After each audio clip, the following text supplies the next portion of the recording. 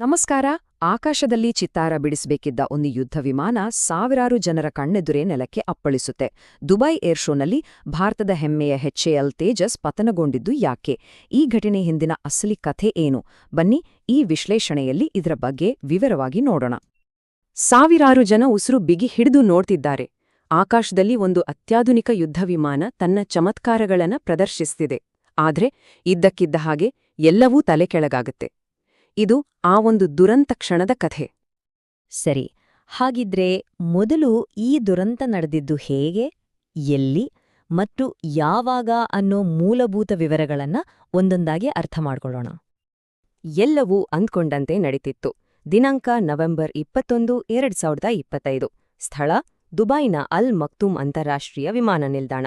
ಅಲ್ಲಿನ ಸಮಯ ಸುಮಾರು ಮಧ್ಯಾಹ್ನ 2:10. HAL ತೇಜಸ್ ವಿಮಾನ ಅದ್ಭುತ ಪ್ರದರ್ಶನ ನೀಡ್ತಿತ್ತು. ಆದ್ರೆ ಒಂದು ಹೈ-ಜಿ ಮ್ಯಾನ್ಯೂವರ್ ಮಾಡುವಾಗ, ಅಂದ್ರೆ ಅತ್ಯಂತ ವೇಗವಾಗಿ ತಿರುವು ಪಡೆದು ಪೈಲಟ್ ಮೇಲೆ ತೀವ್ರ ಗುರುತ್ವಾಕರ್ಷಣೆಯ ಒತ್ತಡ ಬೀಳುವಾಗ ವಿಮಾನ ನಿಯಂತ್ರಣ ತಪ್ಪಿ ನೆಲಕ್ಕೆ ಅಪ್ಪಳಿಸ್ಬಿಡುತ್ತೆ.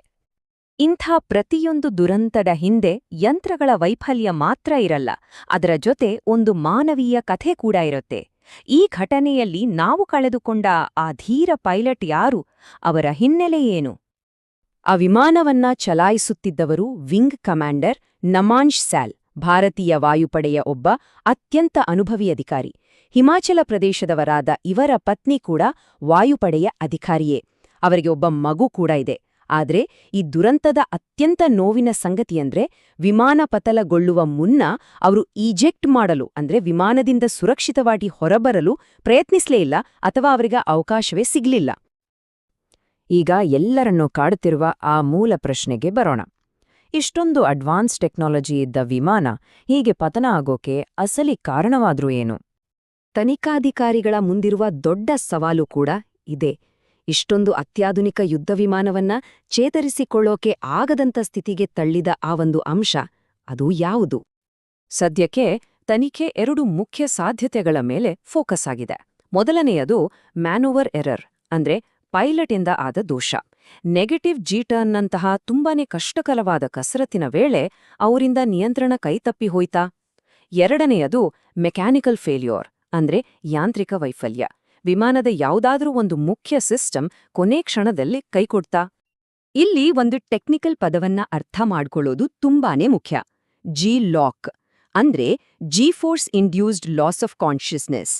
ಯುದ್ಧ ವಿಮಾನಗಳು ಸಖತ್ ಸ್ಪೀಡ್ನಲ್ಲಿ ಟರ್ನ್ ಆಗುವಾಗ ಪೈಲಟ್ ಮೇಲೆ ಅವರ ದೇಹದ ತೂಕಕ್ಕಿಂತ ಎಷ್ಟೋ ಪಟ್ಟು ಹೆಚ್ಚು ಗುರುತ್ವಾಕರ್ಷಣೆ ಬೀಳುತ್ತೆ.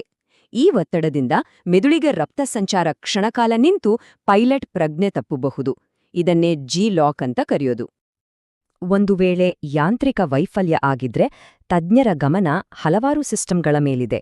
ಇದರಲ್ಲಿ ಮುಖ್ಯವಾಗಿ ಫ್ಲೈ-ಬೈ-ವೈರ್ ಕಂಟ್ರೋಲ್ ಸಿಸ್ಟಮ್, ಅಂದ್ರೆ ವಿಮಾನದ ಕಂಟ್ರೋಲ್ಗಳನ್ನ ಎಲೆಕ್ಟ್ರಾನಿಕ್ ಸಿಗ್ನಲ್ಗಳ ಮೂಲಕ ಮ್ಯಾನೇಜ್ ಮಾಡುವ ವ್ಯವಸ್ಥೆ, ಹಾಗೆ ಇಂಜಿನ್ ಮತ್ತು ಬೇರೆ ಪ್ರಮುಖ ಭಾಗಗಳಲ್ಲಿ ಏನಾದ್ರೂ ದೋಷ ಉಂಟಾಗಿರಬಹುದಾ ಅಂತ ಕೂಲಂಕಷವಾಗಿ ಪರಿಶೀಲನೆ ನಡೀತಿದೆ.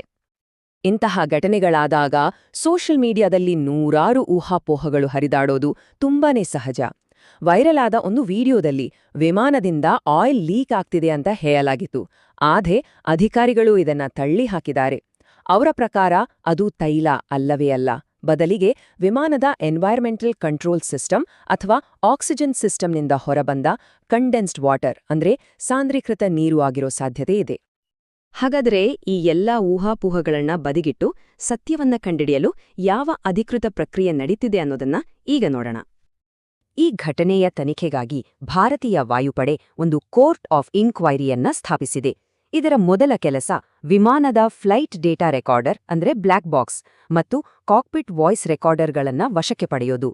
ಆನಂತರ ಸಿಕ್ಕ ಅವಶೇಷಗಳು ಮತ್ತು ಡೇಟಾವನ್ನ ಸಂಪೂರ್ಣವಾಗಿ ವಿಶ್ಲೇಷಣೆ ಮಾಡಿ ಅಪಘಾತಕ್ಕೆ ನಿಖರವಾದ ಕಾರಣ ಏನು ಅಂತ ಕಂಡುಹಿಡಿದು ಒಂದು ಫೈನಲ್ ರಿಪೋರ್ಟ್ ಕೊಡಲಾಗುತ್ತೆ. ಈ ಒಂದು ದುರಂತ ಕೇವಲ ಒಂದು ವಿಮಾನದ ಪತನ ಅಷ್ಟೇ ಅಲ್ಲ, ಇದು ಭಾರತದ ಹೆಮ್ಮೆಯ ತೇಜಸ್ ಕಾರ್ಯಕ್ರಮದ ಮೇಲೆ ಮತ್ತು ಇಡೀ ಜಗತ್ತಿನಲ್ಲಿ ನಡೆಯುವ ಏರ್ ಶೋಗಳ ಸುರಕ್ಷತೆಯ ಮೇಲೆ ಯಾವೆಲ್ಲ ಪರಿಣಾಮ ಬೀರಬಹುದು? ಈ ಸಂಖ್ಯೆಯನ್ನ ಗಮನವಿಟ್ಟು ನೋಡಿ. 2. ಯಾಕೆ ಈ ಸಂಖ್ಯೆ ಮುಖ್ಯ ಅಂದ್ರೆ, ತೇಜಸ್ ಯುದ್ಧ ವಿಮಾನದ ಇಡೀ ಇತಿಹಾಸದಲ್ಲಿ ಇದು ಕೇವಲ 2ನೇ ಪತನ. ಮೊದಲ ಘಟನೆ 2024ರಲ್ಲಿ ನಡೆದಿತ್ತು. ಆದ್ರೆ ಆ ಸಮಯದಲ್ಲಿ ಪೈಲಟ್ ಸೇಫ್ ಆಗಿ ಇಜೆಕ್ಟ್ ಆಗಿ ಬದುಕುಳಿದಿದ್ರು. ಆದ್ರೆ ಈ ಸಾರಿ ದುರದೃಷ್ಟವಶಾತ್ ಅದು ಸಾಧ್ಯವಾಗಲಿಲ್ಲ.